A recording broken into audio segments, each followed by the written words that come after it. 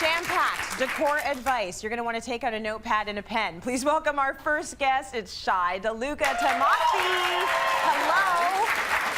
And you always teach us a lot when you come to this show, but today, yeah, no, you do. You're very good lessons. So today we're going to focus on upholstery. Correct. Right? Everything you ever wanted to know. Everything you ever wanted to know, everything you should know. Yes. So, you know, I like to equate buying upholstery to buying a car. Well, not the way I buy a car. The last time I went to go buy a car with Chubba, we walked into the showroom and I was looking at all the colors. And I'm like, these are fantastic. Look how pretty this one is. Look at the interiors of this one. Chubba was talking to me about cylinders and V something. And I was like, I don't know what you're talking about. I was like, this one makes my eyes pop. So let's keep priority as a priority, right?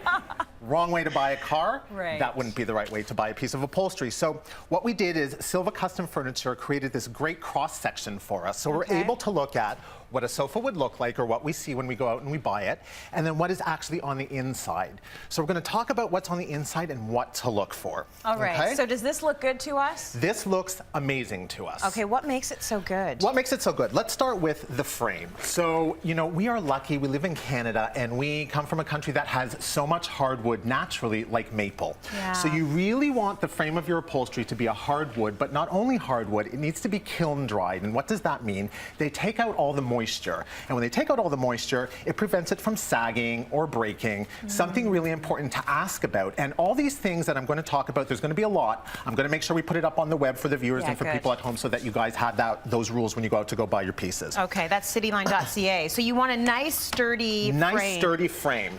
Now, when they put the frame together, a lot of places will just glue or just screw the frame together. But what you should ask for is dowels, screws, and glue. So all of that together is going to make the bones, you know, the frame of the piece that much more sturdy. Very important to look for. How do you know if that's happening with the furniture you're buying, though? Do you just ask? You have to ask. And you know, when I go out with clients, sometimes clients are a little bit embarrassed to ask because they don't want to seem like they don't know what they're talking about. But at the end of the day, if you ask then, you'll pay less later because, you know, you won't fall into problems where, oh, I should have asked or I should have known. So, you know, companies are more than willing to be upfront and honest about the ways that they do things, and we're lucky in Canada has a great upholstery, you know, a great upholstery fabric industry. Thank you. So, and there's a lot out there that you can get, and that's why Silva, which is so great, is Canadian owned. So that's the other thing. Look for things that are local, Canada owned, Canada made businesses. Really important. Yeah, absolutely. Support Canadian.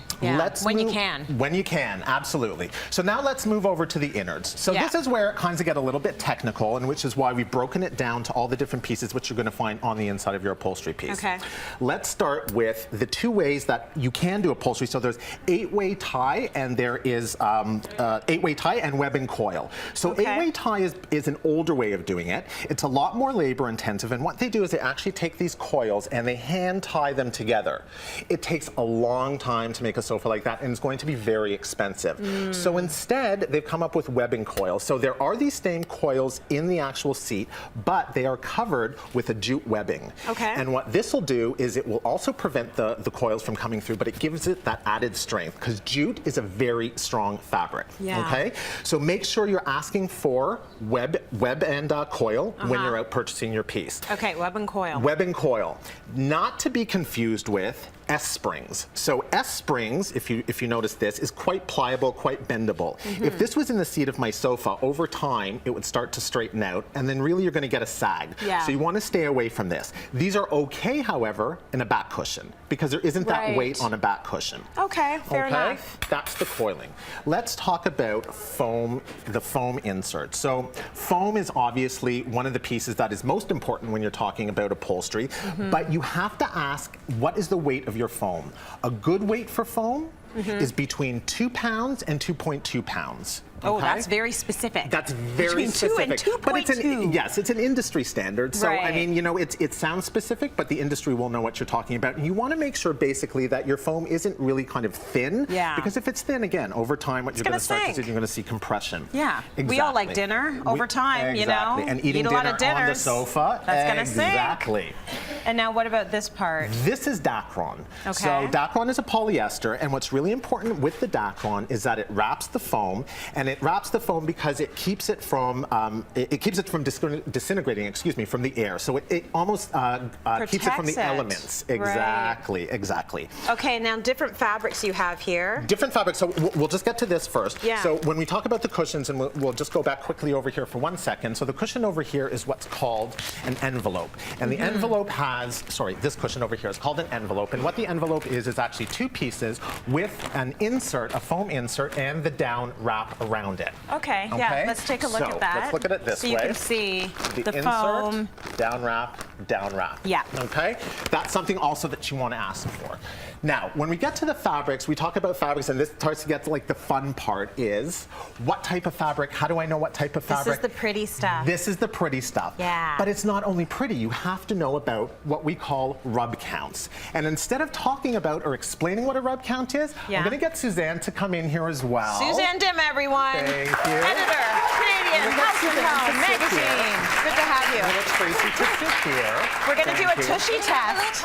We're going to have a cocktail, should. we're almost a cocktail party, but I want the viewer and I want the audience to also participate. So guys, when I count to 3, I want everybody to get up, and then when we count to 3, sit down and give a little shimmy, okay? So at the count of 3. Sir, you too, especially I can see you. you in the back here. Especially 1, you. 2, 3. Get up. So get up. Sit down.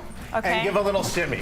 Let's do it 2 more times. Shake it out, people. It's a workout. Down. Yeah, it is. And give a little shimmy. And 1 more time. Up. Down.